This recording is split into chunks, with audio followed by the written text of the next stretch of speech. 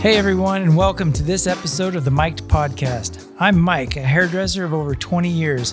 One of the best parts of my job is the conversations that I get to have with all of my clients. We talk about anything and everything and invite you to listen in as we get mic'd up for today's conversation. On this episode, we have Micah in the chair. Micah is a 35-year-old hairstylist and mother who shares her life of crazy experiences and how it shaped her into being an incredible mother and a wife with the drive to build a successful business. I hope you enjoy this episode.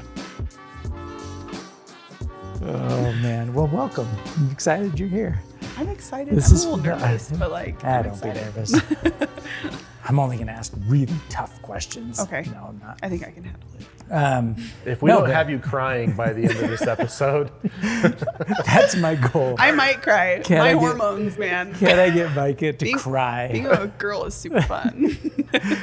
No, but honestly, the crazy thing is like I don't think I've ever cut your hair before, have I? You did once, like a long time ago. Long time ago. Long time ago. Yeah. Because we met. I was. It's been. I met you when I was like years? 21, and I'm 35. Oh, wow. That's when you hired me. Wow. Yeah. So we've worked together for 14 years. Yeah. And then you just recently went somewhere closer to your house, which is awesome because you want to be close to the family. Yeah. I get that, whatever. But it's been cool. I'm excited that you're back for this because I know. I was excited to see you. I want to give everybody kind of like, here's our background story. Yes. So we've worked together for that long. Mm-hmm. We recently went to a hair show in Florida. Yes. Very fun. A couple weeks before you left. Yeah. And it was so interesting because I feel like out of all of the years that we've worked together, I've never really heard kind of your life story, for lack of a better term. Like I've lived through some of it, but I didn't know quite the details of it. So yeah, like when I put my 2 weeks in, I like specifically told Brittany, I was like, Relic has seen me through like so many different chapters and parts of my life. And that's why I was truly, really sad to leave, because it was such a closing of a chapter. And But no, honestly, I'm a big supporter. When one door closes, another one opens, and life is going to still be great. Yeah. But I was talking to you in Florida about this project. Yes. And I want to get into it with it because you have an amazing story. Like, and that, I mean, we were just talking earlier about why this whole thing came about, and I really do just want. I hope people understand, like every single person on this planet has a story. Yeah. Every single person has something to share, or, lessons that they've learned that can possibly help or encourage somebody or give somebody a new perspective on life. And yours has been so let's get into your story. And I mean, wherever you want to start with it, because I mean, where do you think your story begins as far as like, I don't know. I think where my story really begins is kind of like, honestly, at like a traumatic part of my life. So give us kind of the set it up. Like what age, where were you at? What's your? I think a big turning point for me where I kind of realized I had to kind of take care of myself and not really depend on other people too much, which is why I think I am to where I am like now, was when I was like 16, 17 years old, and my dad had gotten arrested, and my mom was not handling it very well. And my dad got arrested because, I'm just going to like go right into it. No, because he was abusive to me and my sisters. Okay. And so it was a huge thing, right? Like that's horrible. So I learned through that experience that my mom was not going to be there for me. I knew my dad was already not going to be there for me because of the abuse and the lack of trust there. And when everything came out that my dad was abusing me and another one of my sisters, I'm one of 5, she wasn't there for us. Like she check out? She was just kind of like... I think she has like her own trauma from her life, and she couldn't handle it. I don't think of like wrapping her mind around that she had a husband that was abusing her kids. Because I think she was abused too, to be 100% honest, but I think she'll take that to the grave. You've never talked to her about it? Like she wouldn't open up about it? My oldest sister, the other one that like experienced the same as abuse that I did, she brought it up, and she's like, yeah, I wonder if this similar things have happened to you because of, you know, all the therapy that I've been to, and like just kind of the signs that like you show. And, you know, I wonder if that's happened to you before. And she just really avoided answering the question and didn't really go into it. So did you know the rest of your siblings were being abused when your dad was abusing you? No. So I found out that my older sister was being abused. Oh my gosh, she's 42 and I'm 35. So there's a difference there. And I found out she was being abused because I actually confronted my dad when I was 12. I said, hey, guess what? Like, I grew up Mormon. And so we went to church, and my mom is a very conservative Mormon person. Her dad was a bishop and all that stuff. And so I confronted my dad and I said, you know, I want you to stop. I want you to stop.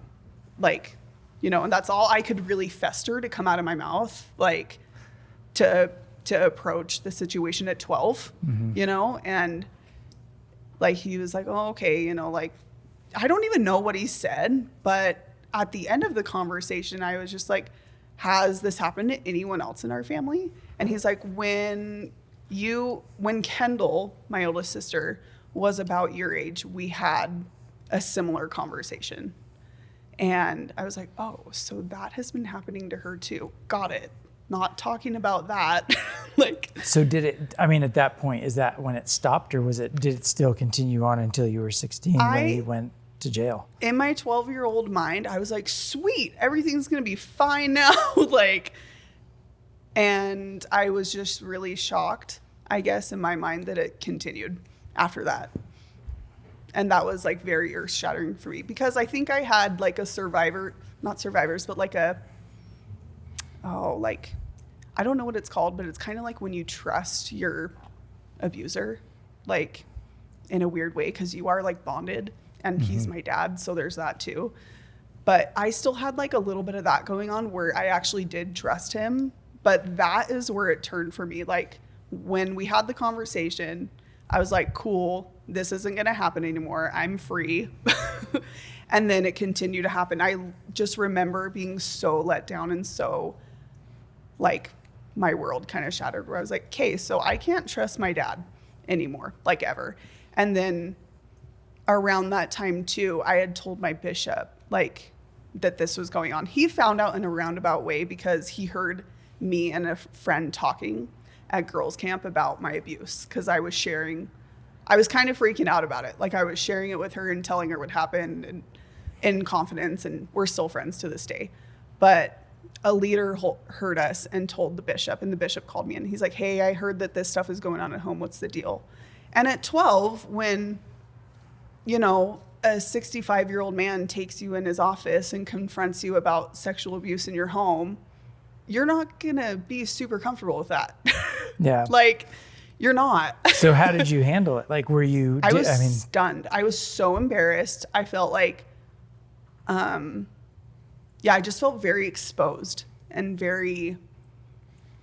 I just felt scared. I felt like it was on me that now our secret was out, and like the family was going to fall apart because of me. That's like where my mind was at that age. I think that's like But did you open up to him? You told him, and then... I don't think I said a word. And I like nodded and shook my head, and like with the questions he asked, and he was like, okay, well, I would love to like just talk to you and your dad, or you and your parents about this. Is that okay? And I was like, all right. So he's like, okay, go home. And I had to go home and tell my dad, like, he didn't even handle it. Like, he didn't call, like, the bishop didn't call my family. Like, he's like, hey, 12-year-old, like, go home and tell your parents that we're going to talk about a super heavy, like, come back to my office together, go get your parents. It was so weird. So we go back, and my dad was pissed when I told him. I was like, so all I said was, so I told the bishop what you did. And he, like, his reaction was just so big. Like, he was just like, what the fuck? Like, for real? Like he knew, like, cat was out of the bag. Like, you know, he's like, oh, cool. Now church knows, you know? And so he actually took me to a park, and he actually, like, was very manipulative and kind of threatened me, like, oh, everyone's gonna know, and, like, we should just tell them that it's not real, and we should, like, you know, if everyone knows, like, that's gonna be really embarrassing for you and for me. And yeah, just really manipulative and disgusting. So did he go to the bishop's office with you? And how did that conversation go? He convinced me to lie, basically. Really? Like, yeah. So what did that conversation look like? So we went in, and this will give you some context for how great my parents are. My parents, like, sat together on one side of the room of the bishop's office, and, like, I sat on the other. Oh, like, wow. Yeah. Mom and dad. Yeah. Like, and yeah. So, and basically my dad was just like, I can't believe you brought up this subject matter to my 12-year-old girl. Like, this is absolutely not happening in our house. I don't know where you got your information from, but, like, this is disgusting, and I can't believe you would talk to my daughter about this, like, without her parents, and, like, da-da-da, and all that stuff. And so it got brought up, like, okay, well, then why did she say that these things happened to a friend, and then I heard about it? And I was like, oh, I don't know why I would say something like that. So at that point, do you feel like you were, obviously you were more afraid of your dad than you were of the bishop? Like, would you say that's fair? Or? I think I was just afraid about what was going to happen next if I stood my ground and said, yes, this is absolutely happening and they're lying. Like, I think I was afraid, oh, parents are going to get divorced, and it is really embarrassing, this, you know, thing that's been going on in our house. Like, I don't want to deal with that. So cool. I guess it is just easier to be like, oh yeah, I don't know why I said that. That's just silly. It was a big mind fuck. So at that point at 12, I was like, cool. So, like, I can't trust my parents, like, at all. Like, my mom's not going to be there for me. Like, my dad obviously is not going to be there for me. So great. I know. That's crazy. Yeah. So that's where my trauma started. I mean, that's a lot, but that's a lot, but it's a so lot. You said that's kind of what, I mean, cause you're very much an independent person now. Like, you can really stand on your own and be like, I try to be, you know, so that kind of started. So at that point, like, when your dad goes to jail, so where does it go from? So that just stayed like that until I was 12 then. He didn't get arrested till I was barely 17. So. And how did the arrest happen? Like, did somebody call the authorities and then have the proof, or? Yeah, that's kind of another big monumental shift, is like what I was saying, like when I was 16, 17, when the cops got called, like, so I finally just, I'm one of 5 kids, like I said. My oldest sister was abused also. And then my second, a step down from her, my, second oldest. We're very close, and we've always been very close. And I finally just mustered up the courage to tell her one day when I was 16. I was like, and I was just truly curious if it happened to her too, and she just wasn't ever saying anything. So it was just me and her in my living room. She was freshly married. She got married pretty young, like 19, 20. And so I was just like, hey, have you has dad ever touched you, or done something really inappropriate to you, ever? And she was just like, no. Like really defensive? No, just really like it clicked with her. Like, I think why I was bringing it up immediately. She's like, oh, this is happening to you. Like, that doesn't just come out of nowhere. And so she reacted like I wanted my mother to react. She was like, you're coming with me and you're not going to stay here, and you're going to come with me and Brian, her husband, and you're going to stay with us, and we're going to figure this out, and we need to know what the hell's going on, you know? And so I did. And then I told her that I knew that it had happened to Kendall, my oldest sister, and Kendall didn't even know that I knew that, you know? So, yeah. So brother-in-law called my dad and was like, hey, guess what? Like, we know what's going on. And like, you have 30 days to turn yourself in or to get some serious help, or we're calling the cops, period. And my dad like just went on like, he like would closet drink and he would just do the craziest shit. Like he was just like a wreck. Like after he told, after that not phone before. Call. Yeah. After the phone call of like, hey, guess what? We know what's up. And like, you have a month to like figure your shit out. So like, tell your wife, get help. We need to figure out like if, you know, kids can even be in the house with you, kind of a thing.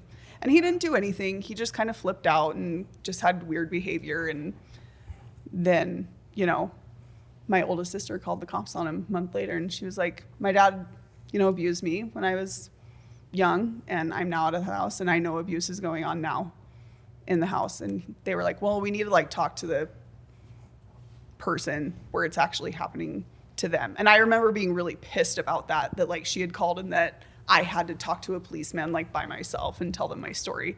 Like, I was like, are you freaking kidding me? I don't want to do that.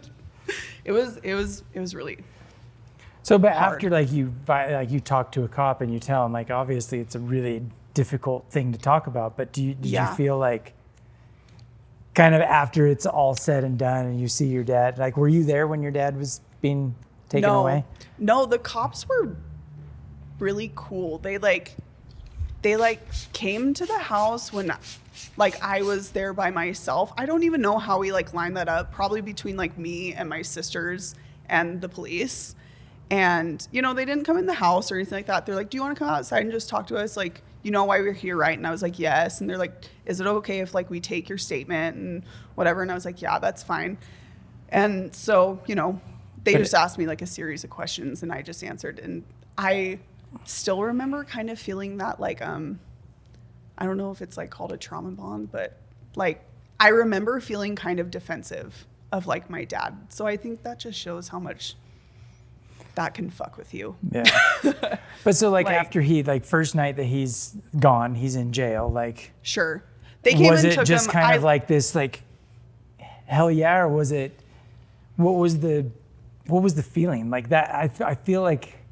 I felt really sad, actually. Like I knew when the cops came, they're like, "Okay, like we're like, is it like, would you rather not be here when we come to get your dad?" And I said, yes, I would not like to be here for that. And they said, okay, like we're gonna come back later tonight around this time. And I was like, cool. So I went to a carnival like with my friends. I still remember like what I did that night.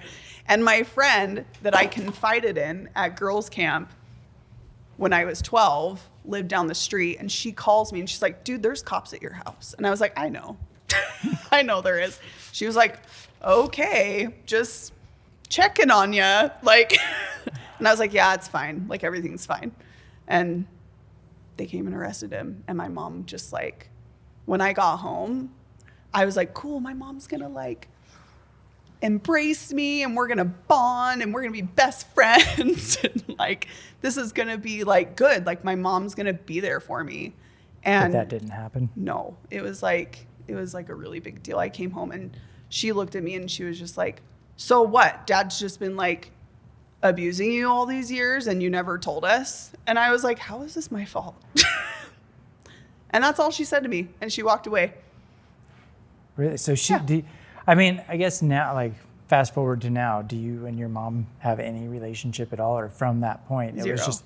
it was just kind of like, screw you, you've ruined my life. She took it more as It was really rocky because I was still I had turned 17 like that. I had turned 17 like, I can't remember if I was 17 or not. Anyway, I had to move. I had to still be with her, like I was a minor. Like I still had to live with her and be with her. And so it was just really rough after that, where sometimes we would be really bonding and cool and she would be really sad and mad. And I'd be like, oh, cool. Like, this is good. Like, she needs to leave him and she needs to like move on. And we need to be like a team and like cool and like hate dad together. Like she needs to be on my side. But he just kind of wormed his way back into her life pretty quick. And so is he still in jail or he not anymore? No, that's just like a super sore subject too. It's just like, I think because he basically, he went to jail. He got bailed out by a family member pretty quick and he was on house arrest. And he had to live with his parents because he couldn't live at our house because there's minors. I have a little sister. So it was me and my little sister at home still. Okay. And that's kind of it. That's all he got. But did your mom... For abusing 2 kids for like 20 years. Did she take him back like as soon as or did she never split with him? Like they were always stayed together and she... Yeah. Do you feel like she had a resentment towards you guys for speaking up? Yes. Like, is that where the relationship went? Yeah, I think there was just a lot of weirdness there with religion and with sweeping things under the rug and with like, oh, this happens sometimes. And like, can't you just like get over it and like not press charges and like stuff? And me and my sister were just like, absolutely not. Like, you guys are crazy. So, yeah. Does that answer your question? Yeah. Yeah. So, okay, so your dad's in jail. He comes back. He lives with his mom or his parents. You're at home with your mom. Yeah. At what point do you say, enough? Like, I'm going to go on my own. I'm going to be my own person and I'm out of here. Peace out. Yeah. That was like my plan, like in my mind. Like, I'm like, I got to find a way to get out of here. Like, but I have no one to live with. And like, I'm young still. And so it actually happened. My mom, I don't think, could handle me because I was a very angry, rebellious teenager, obviously, with everything that was going. That's how I reacted to my trauma. I really checked out. I like was doing a lot of drugs. I like flunked out of school. I think I felt really worthless and like no one valued me or loved me. And so I think I really acted out hardcore. Like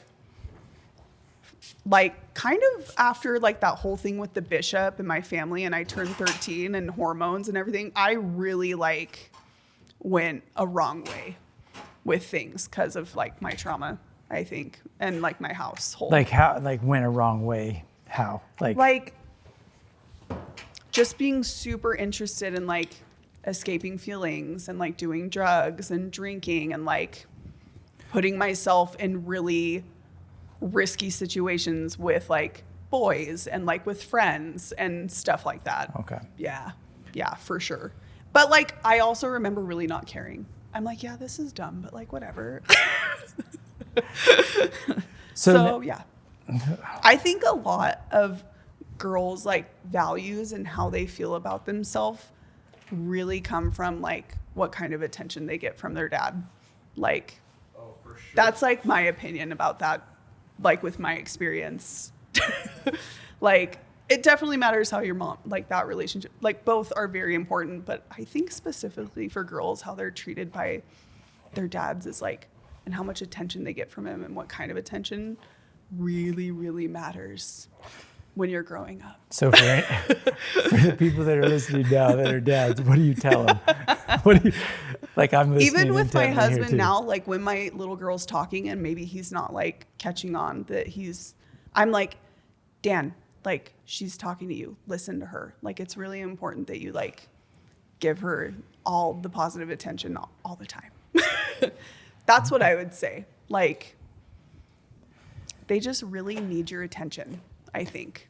And they need to know that, like, they deserve your attention and your kindness. So now you're getting into, like, you just said you're married. Mm-hmm. So yes. What expectations now for you going from childhood now into the relationship role? Yeah. Like how do you set that standard? Like, or is it common, I guess, is it common to get into a relationship where there's still that abuse, or are you like, absolutely not, this is never gonna like, I think where do you go from there? I think my first serious relationship where I had my son when I was 21 with his dad, and we were together for like 5 years, I think. And that relationship was a lot of like manipulation and similar things that I was used to in my family life, I think. And that really crashed and burned in like a negative way. And so I think that felt very normal to me. And so it makes sense that I got into a relationship like that. Yeah. And yeah, someone that could manipulate me, basically.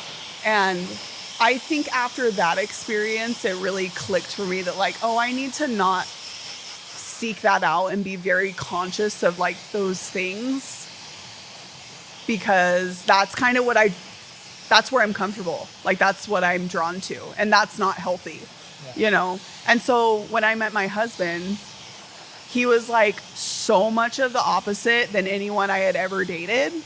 And yeah. Was that a hard, like, you're like, wait, what is this? Like, yeah. Was that, it was like, weird. what was that? I literally remember meeting him and being so like intrigued by him and attracted to him. And I like did not know why. I was like, this guy?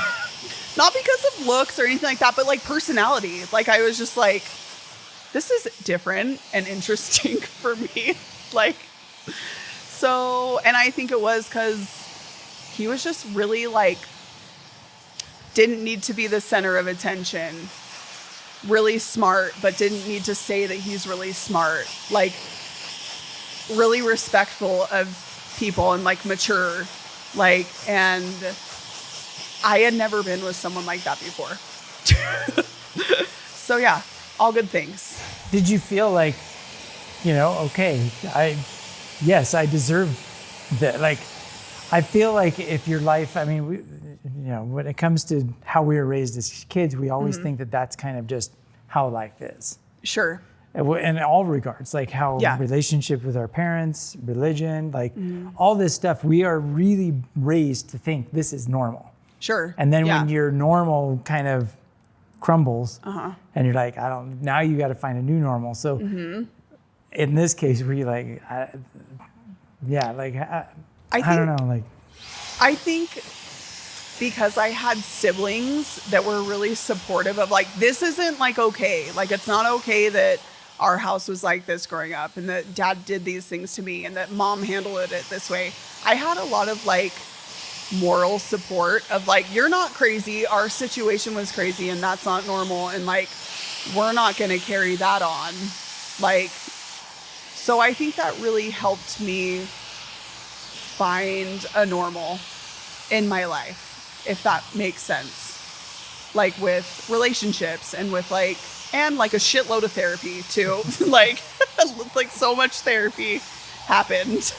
Yeah, I was actually gonna ask, because I mean, when you're talking about this story, like, you seem really well adjusted for the trauma that you had gone through.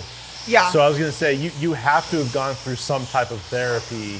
Yeah, I think I've been in therapy on and off since I was 18 years old, because I don't know. I always knew that it was wrong, like in our family, like our dynamic, and like it never felt good. And like when everything happened and my dad was gone, like I was like just dealing with like depression, and I like lived. So that's like kind of the other piece that really helped. I went and lived with my aunt for a year and my cousins. Was this your mom's sister? Your Yes. dad's? Okay. Yeah. I went and lived with her from 17 to 18 years old, and she took me to therapy. Like, she listened to me, like, when I would cry, and like I would tell her like how I felt about like everything that was going on. And I got like the love and attention and like the therapy I needed. And then I kind of was like, okay, I'm 18, I gotta go to hair school now, and like that's what I want to do, and I want to be on my own.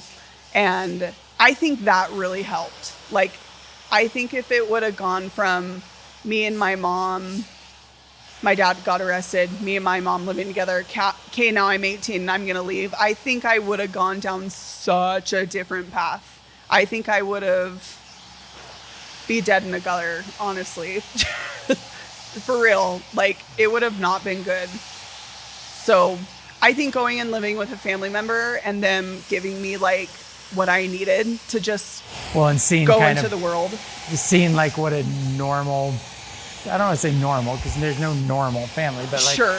a normal functioning family, I guess. Yeah. And just a family that was like, yeah, this is like super not cool. Like, that's not okay. Like, you need to go to school. Like, you need to care about yourself. Like, yeah. So that I think really set me up for success in a lot of ways moving forward with my life after all that crap. And so at what age did you decide to go to hair school? I was 17, living with my aunt and uncle, and I was going to like continuation school because I had flunked out of school previously. And I just kind of knew that I'm like, okay, I'm not going to live with them forever. They're kind of like doing me a favor in a way, like letting me live with them and like taking me everywhere, helping me get my driver's license, like helping me at least get a GED, like, and so my uncle, who is like a pretty successful like businessman, he was like, you should probably like look into a trade. Like, that would be really good for you. You could, get a license fairly quick and like, have hopefully a better paying job than just like, working at fast food or something. So I was like, oh, okay.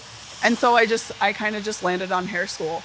And I knew that Utah was like the mothership of hair school. So I was like, so I moved here and started hair school. And then I was like, why did I move to Utah? This is crazy. But it was so good for me to move somewhere actually where people really do try to like be very good and like, it does have a really good side to the culture. Yeah. So I mean, that was good for me. All the people in Utah aren't really weird. Like some yes, but yeah, for the most part. Yeah, for sure. They're pretty cool people here. Yeah. Yeah, absolutely. I don't mean it like that way where I'm like, oh my gosh, it sucks here. But it was just such a culture shock. Like, I just didn't know what I was getting into, I feel like. Because I went to hair school in like Provo from like the Bay Area, California. Well, so then is that where you met your son's dad while you were in hair school, or where did that connection come? Yeah, I met him through a friend that I met at hair school that kind of ran with his group of friends. Okay. So, yeah. And was that immediately like, ooh? Yeah, he was very good looking. Which, masked all of the shit that he had going on underneath. Which, we usually all do around 20, I guess. So, but I mean, because that's where I want to kind of go next. So, like, you end up having the really rough childhood, like really rough. And I don't even know if rough is a good word to describe it. It was shitty. Yeah. But then you move out here. Yes. You meet, I just forgot his name. Chase. Yeah. Yeah. He was like, at first it was just like so good because we were just so young and like it was just fun and, and all that stuff. And we were together. We didn't get pregnant like right away. Like we were together for like a year. Yeah. A year or two, maybe even. Because I was that 19 when I met him, and I was 21 when I had Brighton, my son. What was that like when you found out you were pregnant? Was it like... I was just like shocked because I was taking birth control. And no one told me, probably because I missed so much school and so much health class. No one told me that when you take antibiotics, it makes your, the pill not work. Like, didn't know that. So that's how I got pregnant with Brighton. Okay. And we figured that out like a year later. We were like, oh, that's how that, because I was like, I guess I'm just one of those people that got like pregnant on the pill, I guess. Like, all right. You were the 0.01%. Yeah. I was in very much denial when I found out I was pregnant. I was like, no, this isn't happening. But I knew I was, like, deep down. I was at Fantastic Sam's. I was working at Fantastic Sam's, my first hair job out of hair school, and I took a test in their bathroom, and I was like, cool, I'm pregnant. That's great. No big deal. So, yeah. I was shocked, and I did think about, like, abortion did come up, and I, like, never felt good about it, like, personally. I was just like, I don't think I can do that, personally. Like, yeah, like, and Chase was really excited. I was scared and, like, feeling like maybe I didn't want to go through with this pregnancy, but I knew I couldn't do that morally. Like, I just felt that way. And he was just like, we're having a baby. This is exciting. And I'm like, are you freaking kidding me? Like, this is scary. But yeah, so very different reactions. Well, but Chase, he was involved, like really heavily involved. Because I know a lot of times there's, you know, we were like they get living pregnant together. and then peace out. Yeah. We were like living together with roommates together at that point. And we like, and it was very new, but we had been together for a while already. And that's like when we found out we were pregnant, was when we were just barely started living together. So, you know, we got our own place, and we like, I feel like we both really tried to like make it good. But we were just, to sum up that like relationship, we were just like two so young and like had no business like getting engaged and being married, because we didn't know who we were like at all. And we had so much personal trauma to deal with, both of us, honestly, that I think that's really what made our relationship like crash and burn. So because how, like, what do you mean it crash and burn? How, like, because you guys pretty bad towards the end. We were together for like 5 years. And towards the end, he was just like, honestly, like using a lot and drinking a lot and not dealing with his demons. So that's what I mean about like, we just kind of both had trauma I think we needed to deal with before we even gave a thought to being married to someone, you know? And yeah, he was just having a really hard time with that stuff. And then he cheated on me. So, and that was like things were already hard with the drinking and that, and we were just trying to get through it and figure it out and figure out how to get him to address it really and to get it under control. But then when I found out he cheated on me, I was like, yeah, this is over. I'm not the kind of girl that's gonna be like, oh, we'll work it out. I'm like, fuck you, actually. And I'm out. I like left that night when I found out. I was like, yeah. See, but that's the thing. That's the part that's crazy to me, because like your relationships up to this point with men have all been like, like, wow, like how do you trust anybody? So then to come to where you are now, because your husband now, he's awesome. He is. He's amazing. Yeah, he is. And so at that point, you split, like how would you even trust to get into a relationship again? Do you know what? After that. Honestly, it's something that I still struggle with, even with my husband. And not because of anything really that he does, but because of like my experience with men. Like, yeah. So I met my husband, honestly, like, it's kind of embarrassing for me because it just happened. But I met my husband 4 months after Chase and I broke up.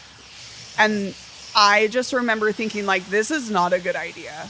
Like, it's not a good idea to be in a relationship right now. Where did you two meet? We met at a Deftones concert in Salt Lake. And I was super drunk. So it was during like one of their love songs? Honest. No, just kidding. I don't even remember what song, but I peed my pants that night. Well, if that to doesn't give it say, context. If that doesn't say, man, I want to be with her. Oh, he didn't know. That was later. Oh, okay. Yeah, no. Just a fun little TMI, you guys. You've done it. Everyone's done it, okay? I did it right now. No, just kidding. Oh, man. So you meet at the Deftones concert. Yes. You're drunk. Yes. I kissed him. We were like hanging out. So he was there with 2 other girls. And I was like, oh, this guy's not serious about stuff. So that's cool. You know, whatever. We can play. Like, it's fine. But yeah, we just got to talking. And honestly, it kind of goes back to Relic, to be honest.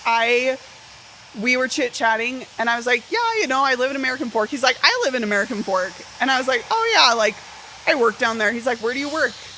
I was like, I work at Relic. It's just, like, on Main Street, you know, in American Fork. He's like, I've got my hair cut there before. Like, I live down the street. And I was like, really? Like, are you for real? He's like, yeah. And Trish cut his hair. Like, so, yeah. And so I was like, okay, cool. Like, and that was kind of it. And then, like, drinking happened, and I kissed him, and he was super like, whoa, girl. And I was like, cool, bye, you know. And then he came into the salon, and you actually booked the hair appointment that he asked for. He was like, hey, can I get my hair cut by her? Because he remembered my tattoos on my wrist. I remember that. Yeah. Like, okay. So funny how this is coming full circle. So I had a small part. Like You did. You connected us, basically. You're welcome. You can take all the credit there, Mike. I'm just like, Yeah. matchmaker. Pretty much. A match. And yeah, you know, hey. around that time, I really wasn't in the salon a ton because I was like working 2 jobs and I was just building my clientele when I could. So it was kind of just a miracle that like I was even there for him to like be like, hey, I wonder if this girl that I met last weekend is like doing hair today and in here like on my day off. And I was. So yeah. And then after that, we took it really slow. And I think that's what was different about my husband than other people. He was very respectful of like me being like, dude, I like just got out of this like thing with baby daddy. I don't even know if you want any part in this, to be honest.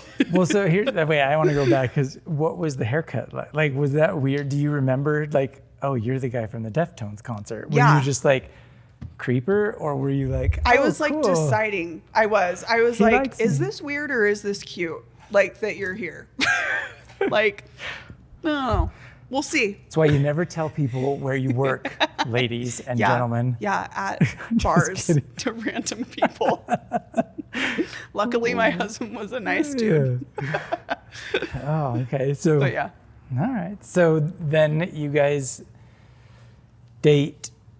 Kind of. You know. Like, honestly, it was a lot of like texting and talking on the phone and him being really respectful of my space. Okay. Like, because I was like, this is what I'm going through right now. And like, also, I have a son and like, I just don't know how I feel about dating with my son and where I'm at right now. So like, you know, that's just where I'm at. And we just like texted a lot and like talked a lot on the phone and like, he just like gave me space. Like, and he would ask me out here and there.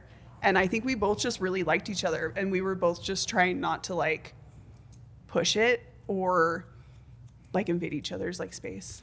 But you were really open and honest with him about past, and like he was still that. Honestly, that says a lot about him for even, because a lot of guys, I mean. He was definitely like, I think that's kind of why he was giving me a little bit of space on his end smartly, because he was like, yeah, she is kind of going through something big. Like, you know, like we'll kind of see, I think, what happens with this chick. So I think it was good for both of us. So he didn't even meet Brighton until probably 6 to 8 months after I met him. And we had, Oh, really? Mm-hmm, yeah. And when we did like introduce him, he has a brother and they have kids. We didn't even like put pressure on it where I'm like, this is the dude I've been dating. It was like, let's just like get our families together, like, and just go to dinner and like hang out. So it felt like not a lot of pressure on everybody. Yeah. So I think that was good. Wow. And like when I had Brighton all through that time, I kind of was just like, okay, bye, Dan. Like, so like we dated like when I didn't have Brighton, like on my own time. Mm-hmm. And then like when Brighton was with me, Dan just knew that's what I was doing and I was preoccupied. You were fulfilling the role of mom. Yes. Like that was. Yeah. It's important. Yep. Well, and I mean, I'm going to tell you this just because I know you, but you were an excellent mother. Thanks. Like really That's good. like the best compliment. But I mean, you would bring Brighton into the salon. He would sit in the back. He was always so well behaved. Yeah. You know, he had his crazy times, but for the most part, he was really good. And I think that says a lot about how he was raised. So again, going back to like the role of a parent, like, dad to his daughters, a mom to her sons, like, there's a huge void that you filled by actually showing up and being present for him. Yeah. I think that we heal a lot through our kids, honestly. Like parenting kids, I think if you had a hard time with parents and maybe traumatic stuff happened in your family with parents and maybe you have a very strained or distant or a strained relationship with your parents, I think we heal a lot like through our kids, through like being there for them. Yeah. You know what I mean? So then when did you and Dan finally, you guys met? You met each other's families. When was it like, you know what, I think I want to go down the road with this guy? Do you know what? He met my family before he even met Brighton. Like we were just really casually dating around that time. Mm-hmm. We met in October and I remember like we went out there. I was going out to California to see my family for something. I think it was like around the holidays maybe. And like I was like, hey, do you want to like come with me on this trip? And he was like, for real? Like, you want me to meet your family? And I'm like, it's just for fun. Like, we'll go to California and like, you know, I don't know. I didn't really think twice about it. And like later it came out that he was like really like, oh, this chick like wants to be like serious. She's like, wait, she said married? I'm out. I know. So, but that just shows his personality too. Like he was so calm and cool with it and just like, okay, like we'll see how this feels. And like he thought that in his brain, but he's like, let's actually see though. Like, let's just go with this. Yeah. Like maybe that isn't what she's trying to do, you know? So yeah. I met his family. I don't even remember when I met his family, but we were dating for a little bit. I think we met families before he met Brighton. Okay. Yeah. Yeah. And how long have you guys now been together? 10 years this year. Isn't that wild? That's insane. Like unreal, actually. I know. I kind of can't believe it. But so like, okay, so now you've got, because then you guys had a daughter. Yes. Together. Yes. She's 3 now. She's 3. Yeah. So she's super cute. Going full circle, as we're getting a little more towards the end here, going full circle, now you in the role that you are in, having multiple kids, having a steady relationship, like what would be your biggest takeaway from how you've lived your life to being who you are now? Like, what would be your advice to somebody that's either going through the same thing, like outlook on life? Like, does that make sense? I feel like sometimes I ramble on with my questions, but like. No. I think my biggest thing that I've actually been very impressed by myself is you have to just go with your gut. Like, it was really scary for me to like talk to my friend about my abuse, but I did anyway. Like, it was really scary for me to like tell my sister what was going on, but I just did it anyway. And like, it was scary to like move to a whole other state with almost no support, like to go to school. but I just like did it anyway. And like, I think the scariest thing was like leaving Chase when he cheated on me. Cause I was like, oh, I finally felt like I had some home with you and I'm leaving that now because I refuse to be treated this way. Yeah. So I think that's the biggest thing that has set me up for like success and moving forward in my life in such a good way with what I've been dealt, because I say, I'm not going to be treated this way. And this is scary, but I'm going to do it anyway. Yeah. And then last little bit is, how do you teach your kids now? Like, do you have like a mantra as far as like, so that, and I don't know, like they alcoholism, stuff like that runs in families. Like, I don't know if is abuse kind of a thing that can go from generation to generation. Obviously, you've broken the cycle. Yes. But your son is now, how do you teach him? Like, we're pretty honest with him. So I know it's like towards the end and this is kind of a big bomb to drop. No, but like, that's good. His dad passed away when he was almost 6 from a drug overdose. Okay. And we're pretty honest with him that that's like a generational thing, because there's a little bit of that in his family, a lot of it of that in his family. And I don't know, we're just really honest. Like, we're just like, so like your dad died of a drug overdose, your grandpa died of alcoholism, like, just like, we're not going to not talk about that. Like, and like, my son kind of knows my story in an age appropriate way. Like, he knows how I was raised, and like that, I don't know if I'm like answering your question. Yeah, well, but well. I find it, I think the connection that I see is like, you're being raised with lots of secrets. Yeah. You're being raised to like hide everything. Yeah. And now you're basically saying that's not working and that's definitely not the way I want to raise. So my approach to this now is be open with everything. Yeah. Be completely transparent, and let's not hide anything. Let's not tell any secrets, and let's just say it as it is, because that's what it is. Like, I think that's how a lot of healthy families and relationships function, is like, there's not secrecy. You know, like there's like messy things happen and you have to talk about them, and you have to, that's when they get messy. When they get messier is when you try to be like, that's not happening. Well, there's a lot of merit to that in general for the safety of kids too. Yeah. Like that we don't keep secrets. And if somebody tells you that this is a secret, then that's something you should be talking about. For sure. The hard thing is, though, is nowadays you really do have to be open with them about everything. Because I would much rather my kids hear stuff from the parent than from a 10-year-old some weird that saw it on the internet. Did you want to? Okay, this will be the last one. This will be funny. But like, we overheard some kids once talking about sex, and the one boy was like so confident. I know what sex is. And this is my daughter's sitting in this crowd. I know what sex is. That's when a boy pees on a girl, and we're like, wrong.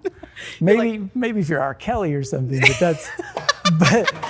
But like, I don't think you know about those kinks yet. No.